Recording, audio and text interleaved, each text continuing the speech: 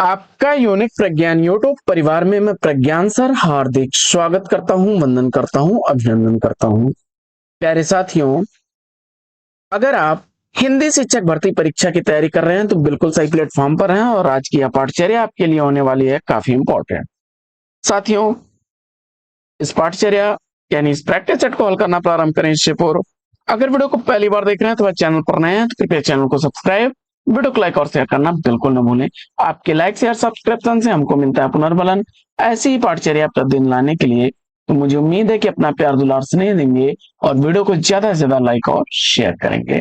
तो प्रारंभ करते हैं आज की इस पाठचर्या को और देखते हैं पाठचर्या के प्रैक्टिस सेट का पहला प्रश्न।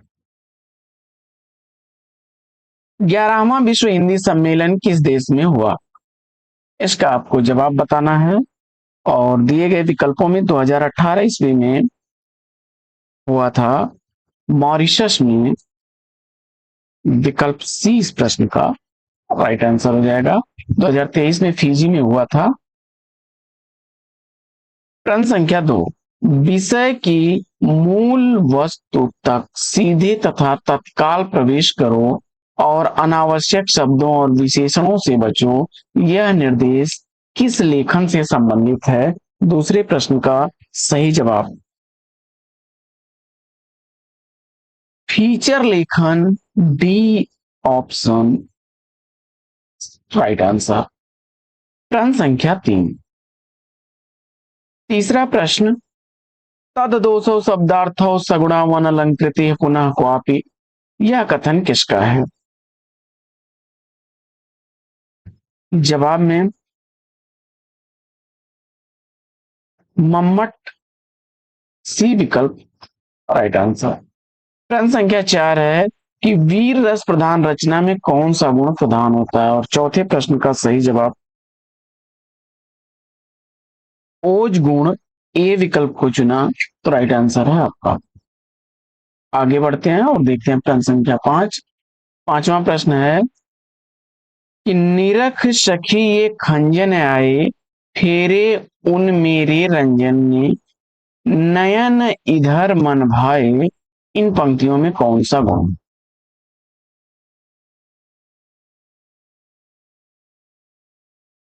और सही जवाब आपने माधुर्य गुण, बी विकल्प को चुन लिया तो राइट आंसर है आप।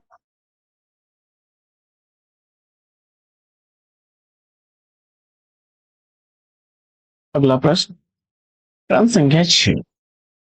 छठवां प्रश्न है कि माधुर्य गुण के संबंध में कौन सा कथन सही नहीं?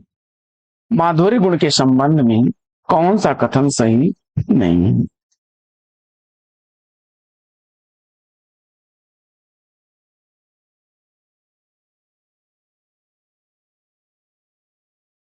तो माधुर्य गुण के संदर्भ में देखिए ट वर्ग जो है व्यंजन आते हैं, यह कथन सही नहीं है। विकल्प डी।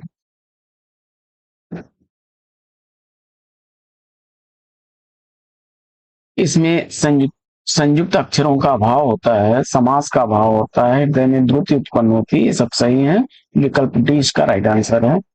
प्रश्न संख्या 7, शब्दार्थों सहितो काव्यम काव्य की यह परिभाषा किसने दी है? शब्दार्थों सहितो काव्यम यह काव्य की परिभाषा किसने दी है? जवाब में आपने आचार्य भामा विकल्प ए को चुना तो राइट आंसर। प्रश्न संख्या 8, आठवां प्रश्न है कि जहां न वाच्यार्थ काम करे और न लक्ष्यार्थ, अर्थात जहां शब्द का न तो लोक प्रसिद्ध अर्थ काम करे और न ही तत्व संबंधी विशेष अर्थ, वहां कौन सी शब्द शक्ति होती है? आठवें प्रश्न का राइट आंसर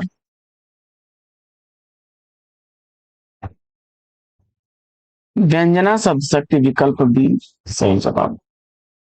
प्रश्न संख्या 9, नौवां प्रश्न है कि प्रज्ञा नवोन्मेष शालिनी प्रतिभा मता किसकी उक्ति है?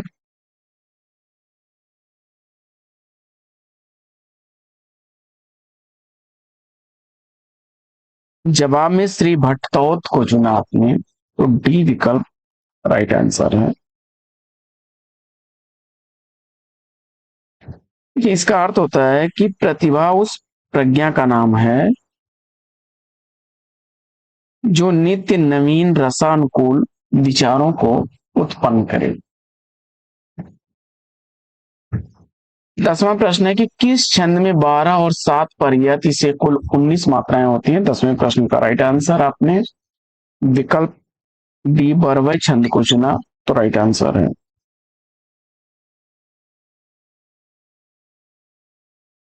मात्रा क्रम की दृष्टि से दोहा के ठीक विपरीत पड़ने वाले छंद का नाम। तो दोहा के विपरीत सोरठा होता है। इसके विषम चरणों में 11-11 मात्राएं होती हैं। 11-11 मात्राएं विषम चरणों में, और सम चरणों में 13-13 मात्राएं होती हैं। और दोहा में क्या होता है कि दोहा के जो विषम चरण होते हैं उसमें 13-13 और सम चरणों में 11-11 मात्राएं होती हैं।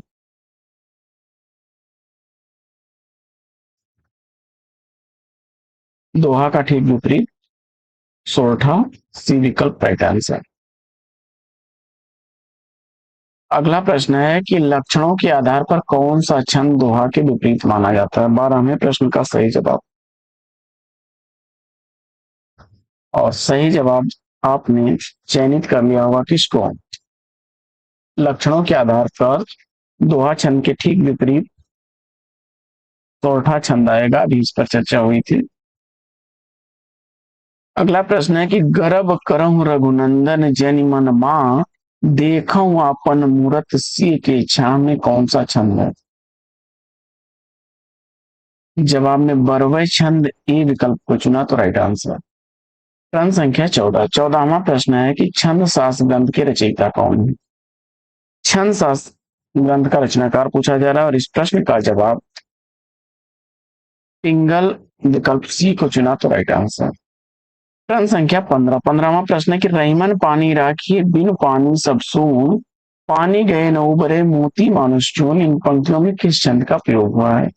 प्रश्न संख्या 15 का राइट आंसर आपने दोहा छंद विकल्प ए को चुना, तो राइट आंसर। प्रश्न संख्या 16। 16वां प्रश्न है कि विषम चरणों में 13-13 और सम चरणों में 11-11 मात्राओं सहित कुल 24 मात्राओं वाला छंद पूछा जा रहा है, और जवाब में आपने सेलेक्ट किया होगा किसको, दोहा छंद को, तो राइट आंसर हो जाएगा।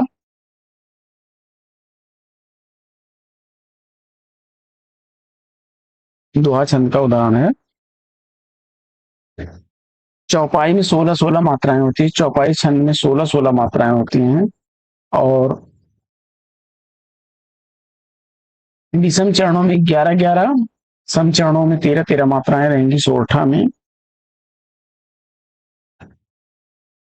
अगला प्रश्न है कि रात दिवस पूनम माह सुख दुख छाया धूप, यह जीवन बहुरूप या बदले कितने रूप में कौन सा छंद है। प्रश्न संख्या 17 का सही जवाब दोहा छंद बी विकल्प राइट आंसर। अगला प्रश्न है कि निम्नलिखित में से कौन सा संचारी भाव नहीं है, और प्रश्न संख्या 18 का सही जवाब रोमांच को चुना, तो राइट आंसर है विकल्प सी।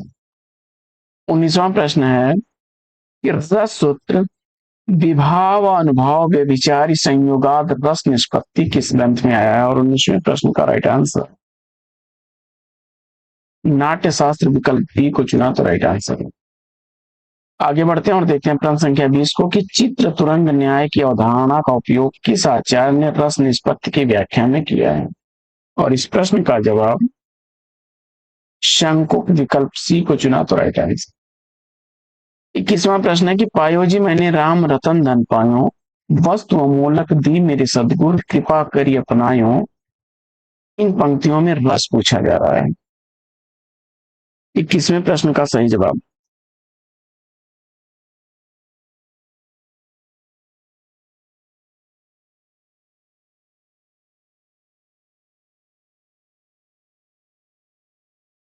भक्ति रस, सी विकल्प सही जवाब। भक्ति रस को स्थापित करने वाले रूप गोस्वामी हैं। भगवत विषयक जो रति होती है वह भक्ति रस का स्थायी भाव है। प्रश्न संख्या 22 है कि हाथ पैर कांपना, स्तंभ, रोमांच, मुख व्यवहार, स्वर परिवर्तन इत्यादि किस रस के अनुभव हैं? जवाब में भयानक रस ई विकल्प सही जवाब। प्रश्न संख्या 23 है कि मन रे तन कागज का पुतला, लागय बूंद पिनसी जाय छीन में, गर्व करे क्या इतना, इसमें कौन सा रस है? और 23वें प्रश्न का सही जवाब विकल्प बी को चुन लिया आपने, शांत रस तो राइट आंसर। आगे बढ़ते हैं और देखते हैं प्रश्न संख्या 24 कि निम्नलिखित में से कौन सा रस अवयव नहीं है? 24वें प्रश्न का सही जवाब अलंकार को चुना आपने तो राइट आंसर। प्रश्न संख्या 25वां प्रश्न है कि निम्नलिखित वाक्य में उद्देश्य का सही विकल्प पहचानिए। मेरा भाई शिवम आज विदेश जाएगा।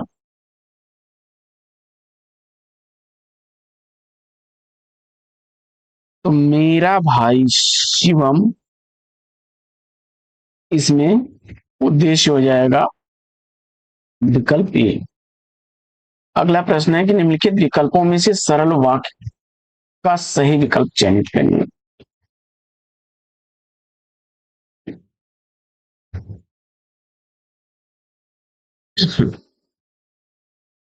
श्वेता नए कपड़े लेकर आई, विकल्प ए इस प्रश्न का राइट आंसर।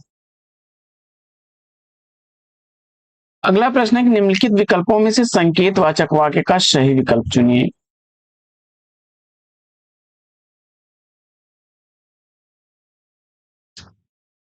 तो इसमें दिए गए विकल्पों में दीपक का घर उधर है, डी विकल्प राइट आंसर हो जाएगा। ये संकेतवाचक वाक्य है।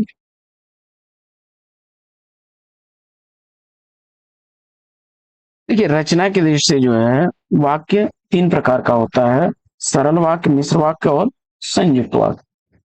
और अर्थ की दृष्टि से वाक्य 8 प्रकार का होता है, आज्ञावाचक, प्रश्नवाचक, विधिवाचक, निषेधवाचक, विस्मयवाचक, संदेहवाचक और इच्छावाचक तथा संकेतवाचक। अगला प्रश्न है कि निम्न विकल्पों में से उस विकल्प का चयन करें जो दिए गए वाक्य के अनुसार सही वाक्य का भेद और विकल्प हो। आज मैंने घर की सफाई नहीं की, 28वें प्रश्न का सही जवाब। तो निषेधवाचक वाक्य विकल्प सी को चुना आपने तो राइट आंसर है। अगला प्रश्न है कि दिए गए वाक्यों में एक वाक्य शुद्ध है जिसका चयन करना है आपको। 29वें प्रश्न का सही जवाब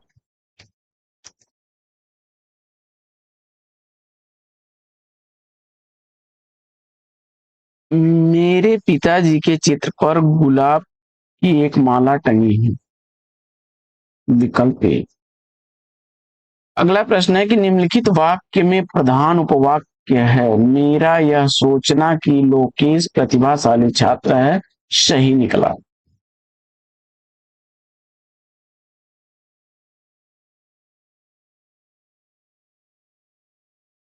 जवाब हो जाएगा विकल्प डी। अगला प्रश्न है कि निम्नलिखित विकल्पों में से शुद्ध वाक्य का चयन करना। प्रश्न संख्या 31 का सही जवाब मैंने 3 कुर्सियां खरीदी, विकल्प ए को चुना आपने तो राइट आंसर आप। 32वां प्रश्न है कि निम्नलिखित वाक्य में किसी एक खंड में अशुद्धि है, पहचान कर उपयुक्त विकल्प को चिन्हित करिए। बत्तख को अंडा देना होता तो पानी छोड़कर जमीन पर आ जाता।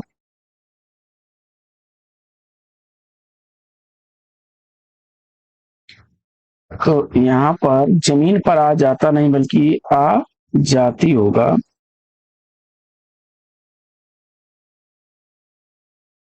विकल्प डी इसका राइट आंसर हो जाएगा।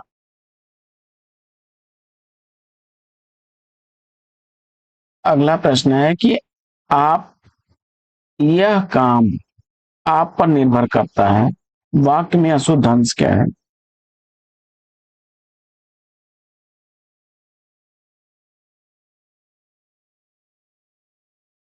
तो यहाँ पर जो है यह काम आप पर निर्भर है, करता है में अशुद्धि है।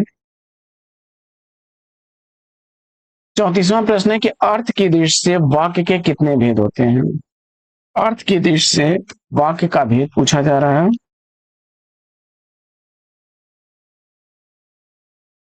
तो विकल्प डी को चुना आपने, तो राइट आंसर है।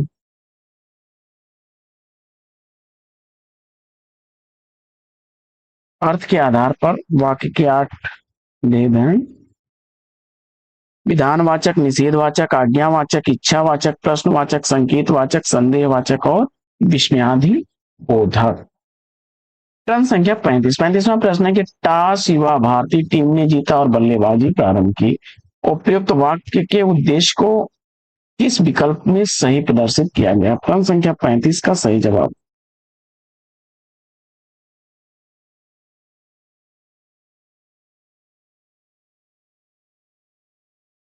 विकल्प बी को चुना आपने, तो राइट आंसर युवा भारतीय टीम हो। 36वां प्रश्न है कि पद के संदर्भ में कौन सा कथन सही नहीं है?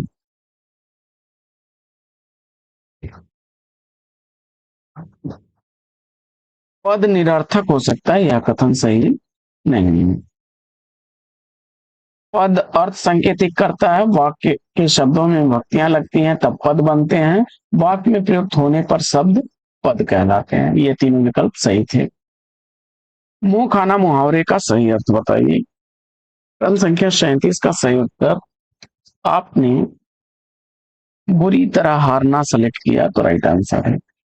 प्रश्न संख्या 38 है कि अदृश्य शत्रु अर्थ के अनुरूप उपयुक्त मुहावरा क्या होगा? अदृश्य शत्रु अर्थ के अनुरूप उपयुक्त मुहावरा सेलेक्ट करिए।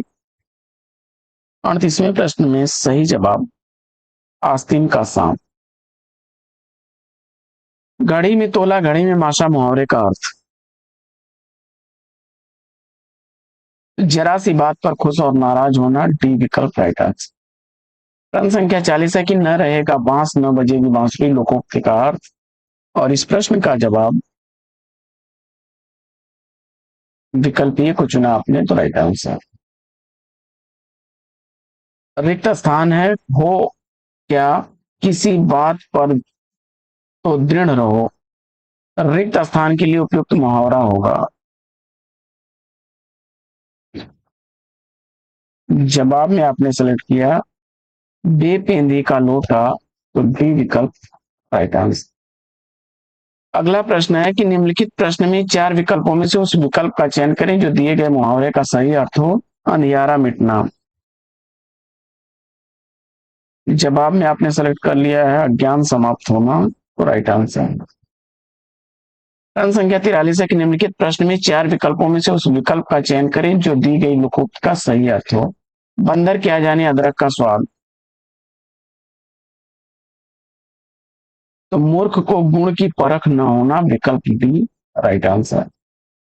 अगला प्रश्न है कि लोकोक्त के संबंध में इनमें से कौन सा कथन असत्य है?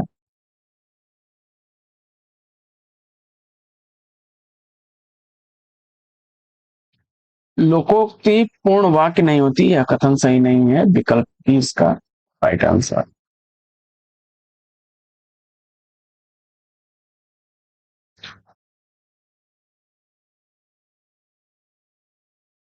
लोकोक्तियां क्या हैं? एक प्रकार से कहावत होती हैं और वाक्यांश न होकर के बल्कि ये स्वतंत्र वाक्य होते हैं। लोकोक्ति जो है स्वतंत्र वाक्य होती है। अगला प्रश्न है कि जिस समास के पूर्व और उत्तर दोनों ही पद समान रूप से प्रधान हो उसे क्या कहते हैं? द्वंद्व समास।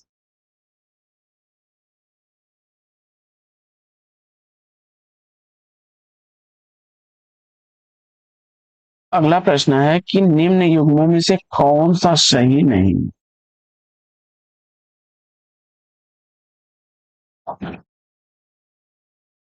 राम लक्ष्मणों में राम और लक्ष्मण जो है यह द्वंद्व समास होगा।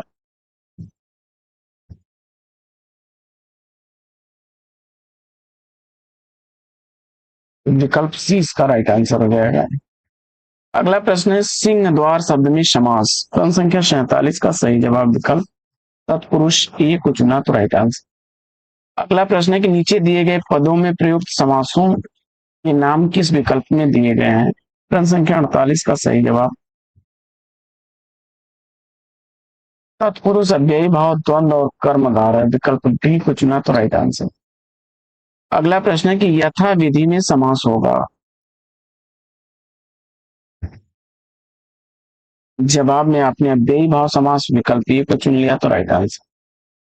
प्रश्न संख्या 50 है कि चंद्रमुख में कौन सा समास होगा, और जवाब में आपने कर्मधारय समास सी विकल्प राइट आंसर। प्रश्न संख्या 51 है कि निम्न विकल्पों में से उस विकल्प का चयन करें जो दिए गए विग्रह के सही समस्त पद का विकल्प है परलोक को गमन।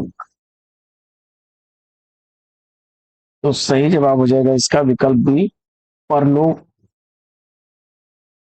गमन,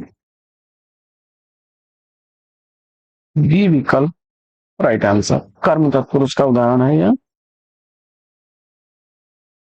बैलगाड़ी में समास तत्पुरुष समास का यह भी उदाहरण है। अगला प्रश्न है कि निम्नलिखित शब्दों में संविच्छेद करते समय दिए गए विकल्पों के सही रूप को छांटिए। निष्काम,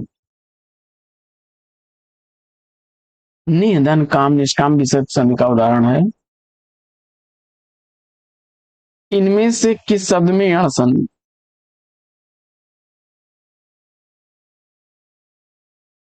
देवी धन आगमन, दिव्यागमन, विकल्प सी। अगला प्रश्न है निम्नलिखित में से वृद्ध संधि का उदाहरण कौन सा नहीं है? पवित्र, विकल्प बी राइट आंसर।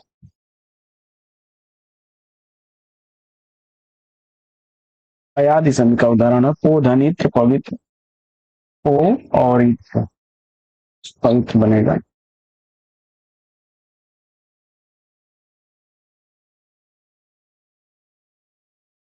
अगला प्रश्न है कि नीचे दिए गए शब्दों का सही संधि वाला विकल्प पहचानिए। प्रश्न संख्या 56 का सही जवाब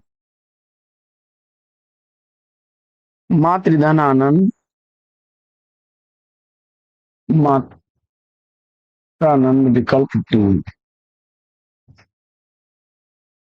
अगला प्रश्न है कि दो निकटवर्ती वर्णों के परस्पर मेल से जो परिवर्तन होता है उसे क्या कहते हैं? उस संधि कहलाती है। निश्चय शब्द में कौन सी संधि है? विसर्ग संधि, विकल्प डी। अगला प्रश्न है कि निम्नलिखित में से कौन सा वर्णित छंद है? प्रश्न संख्या 59 का सही जवाब उपेंद्र वज्रा, विकल्प सी। अगला प्रश्न, अराति सैन्य सिंधु में सुवाड वाग्न से जलो प्रवीर हो जई बनो बढ़े चलो बढ़े चलो, इसमें कौन से गण हैं? तो विकल्प एक इसमें सही हो जाएगा जगण, रगण, जगण, रगण, जगण।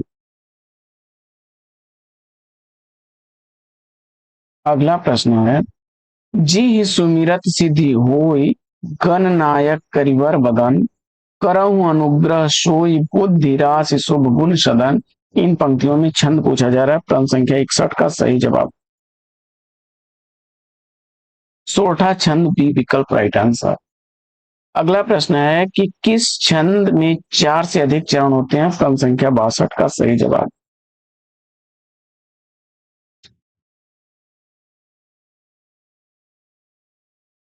और जवाब में आपने विकल्प सी को चुन लिया है।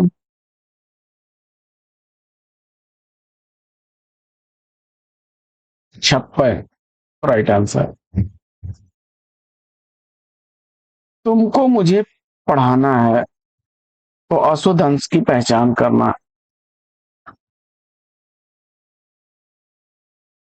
तो जवाब में यहाँ पर तुमको के स्थान पे तुम्हें होना चाहिए। तुम्हें मुझे पढ़ाना है, विकल्प ए इसका राइट आंसर हो जाएगा। अगला प्रश्न है कि निम्नलिखित में से अशुद्ध वाक्य छांटिए।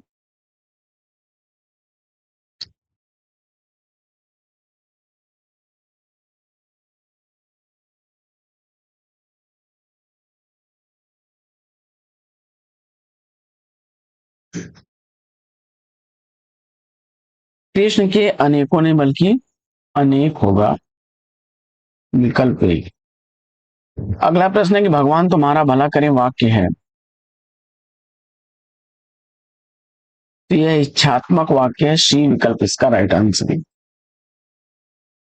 अगला प्रश्न है कि जिस वाक्य के लिए में इसलिए और क्योंकि लेकिन परंतु आदि समुच्चय बोधक शब्द जोड़ते हैं तो वे क्या हैं? संयुक्त वाक्य होते हैं, विकल्प ए राइट आंसर। अगला प्रश्न है कि सामान्यतया कर्ता क्रिया आदि के सार्थक शब्द समूह को क्या कहा जाता है? तो वाक्य कहते हैं। त्रयंबक शब्द में कौन सा समास है? प्रश्न संख्या 68 का सही जवाब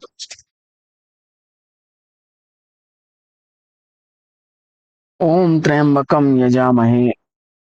त्रयंबक यानी बहुब्री, तीन आंखों वाले अर्थात शिव। तो बहुब्री का उदाहरण है विकल्प सी। अगला प्रश्न है कि मैं श्री रामचंद्र जी के चरण कमल की वंदना करती हूँ। रेखांकित शब्द में चरण कमल में समास पूछा जा रहा है। तो चरण कमल में कर्मधारय समास होगा, विकल्प ए राइट आंसर। अगला प्रश्न है कि गंगा तट पर कुछ लोग भजन कर रहे थे। रेखांकित शब्द में कौन सा समास है? प्रश्न संख्या 70 का सही जवाब विकल्प बी को चुन लिया आपने, तत्पुरुष समास राइट आंसर। अगला प्रश्न है कि नीचे दिए गए शब्दों में अव्ययी भाव समास का चयन कीजिए। प्रश्न संख्या 71 का सही जवाब अव्ययी भाव आजीवन, आजन्म, आमरण, प्रतिदिन,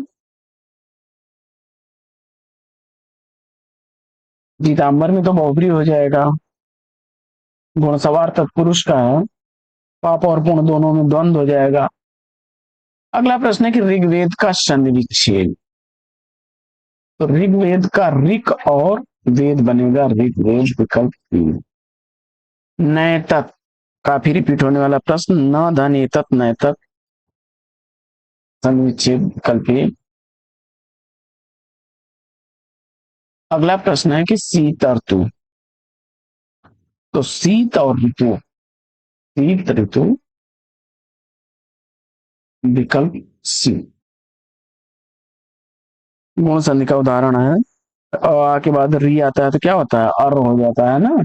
संधि के भेद, संधि मुख्यतः तीन भेद होते हैं, स्वर संधि, व्यंजन संधि और विसर्ग संधि। जिस पुरुष की पत्नी साथ नहीं है, वाक्यांश के लिए एक शब्द, तो उसके लिए होगा विपत्निक। अगला प्रश्न है कि वाक्य में प्रयुक्त शब्दों में परस्पर सामंजस्य को क्या कहते हैं? 77 का सही जवाब आपने सेलेक्ट कर लिया होगा, किसको? विकल्प बी को, अन्वय कहते हैं। अगला प्रश्न है कि निम्नलिखित में से कौन सा शब्द बेमेल है? प्रश्न संख्या 78 का सही जवाब प्रतिपदा। देखिए चैत, बैसाख, जेठ, आषाढ़ ये सब क्या है? महीने हैं, लेकिन प्रतिपदा क्या है? यह पक्ष की पहली तिथि होती है, यक्कम जिसको कहते हैं। मेधावी शब्द का अर्थ प्रतिभाशाली, डी विकल्प। अगला प्रश्न है कि पश्चिमी हिंदी अपभ्रंश के किस रूप में विकसित हुई? प्रश्न संख्या 80 का सही जवाब सौ से अपभ्रंश, बी विकल्प राइट आंसर। अगला प्रश्न है कि निम्नलिखित प्रश्न में चार विकल्पों में से उस विकल्प का चयन करें जो वृत्त के सही भेद का विकल्प हो। जरा मेरी सहायता कीजिए।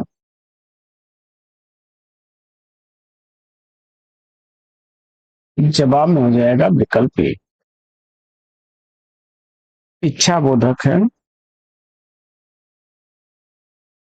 अगला प्रश्न है कि अवधि निम्नलिखित में से किस जिले में बोली जाती है? अवधि लखनऊ क्षेत्र की बोली है, सी विकल्प इसमें राइट आंसर होगा। बरेली में ब्रज, मेरठ खड़ी बोली का क्षेत्र है और बस्ती भोजपुरी का क्षेत्र है। ऑर्डर शब्द के लिए सटीक हिंदी शब्द आदेश, सी विकल्प राइट आंसर। अगला प्रश्न है कि अखिया हरिदर्शन की भूखी, कैसी रहे रूप रसराची, ये बतिया सुन रूखी, इन पंक्तियों में कौन सा रस है? प्रश्न संख्या 84 का सही जवाब वियोग श्रृंगार रस, विकल्प बी राइट आंसर। अगला प्रश्न है कि निम्न में से क्या काल कहलाता है? तो व्याकरण में क्रिया के घटित होने का जो समय होता है उसी को काल कहते हैं। अगला प्रश्न है कि निम्नलिखित में से भाववाची का कौन सा उदाहरण है? उदाहरण कौन सा है भाववाची का उदाहरण?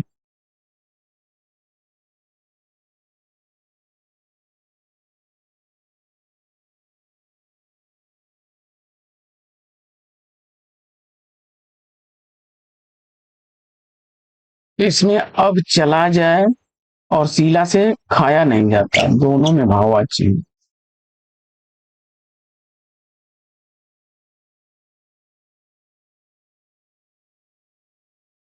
अगला प्रश्न, जिस वाक्य में कर्म के अनुसार क्रिया में परिवर्तन होता है उस वाक्य को क्या कहते हैं? कर्मवाच्य। अगला प्रश्न है कि निंदक नियरी राखिए आंगन कुटी छवाए, बिन पानी साबुन बिना निर्मल करत स्वभाव। प्रयुक्त पंक्ति में अलंकार बताइए। प्रश्न संख्या 88 का सही जवाब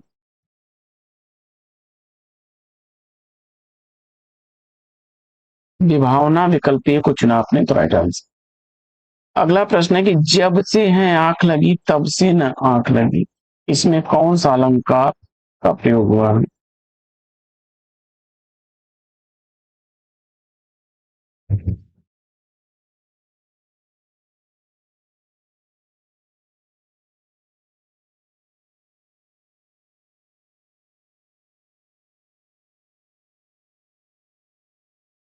तो विरोधाभास विकल्प डी राइट आंसर। अगला प्रश्न है कि दुल्हीन अंगिया काहे न धोआई, इस पंक्ति में कौन सा अलंकार है? तो रूपका अतिशयोक्ति विकल्प सी। अगला प्रश्न है कि सोहत ओढ़े पीठ पर श्याम सलोने गात, मनो नीलमणि शैल पर आतप परियो प्रभात। प्रश्न संख्या 91 का सही जवाब उत्प्रेक्षा अलंकार सी विकल्प राइट आंसर। अगला प्रश्न है कि विरह हस्ति तन सालय घाय करे चितचोर, इसमें से किस अलंकार का प्रयोग हुआ है? जवाब में आपने विकल्प डी को चुन लिया, रूपक अलंकार, तो राइट आंसर। अगला प्रश्न है कि संतो भाई आई ज्ञान की आंधी रे, पंक्ति में कौन सा अलंकार है? जवाब में आपने विकल्प सी को चुन लिया, रूपक, तो राइट आंसर है। अगला प्रश्न है कि वह दीप शिखासी शांत भाव में लीन, उक्त पंक्तियों में कौन सा अलंकार है?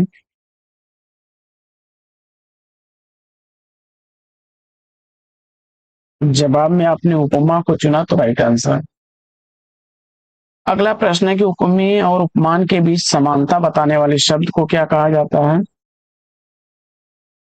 तो वाचक शब्द। दीप सा मन जल चुका, इस पंक्ति में वाचक शब्द कौन सा है? सासी से बी विकल्प राइट आंसर। सो सुख सुजस सुलभ मोहि स्वामी में कौन सा अलंकार है? अनुप्रास अलंकार है। अगला प्रश्न है कि निम्नलिखित में से अर्थालंकार कौन सा है? विकल्प ए प्रतिवस्तु उपमा। अगला प्रश्न है कि भाषा में शब्द और अर्थ की दृष्टि से सौंदर्य उत्पन्न करते हैं, क्या कहलाते हैं? अलंकार। किसी गद्यांश को संक्षिप्त रूप से सहज भाषा में प्रस्तुत करना क्या कहलाता है? तो जवाब हो जाएगा संक्षेपण, विकल्प सी राइट आंसर। तो साथियों, यह प्रैक्टिस सेट कैसा लगा कमेंट्स करके जरूर बताइए। आज के इस प्रैक्टिस सेट में लेंगे यहीं पर विराम, फिर मिलेंगे आपसे अगले वीडियो में एक नए प्रश्न, एक नया टॉपिक, एक नए अंदाज में। तब तक के लिए लेते हैं आपसे विदा। आपका जीवन मंगलमय हो, बेस्ट में से बेस्ट ऑफ लक। जय हिंद साथियों।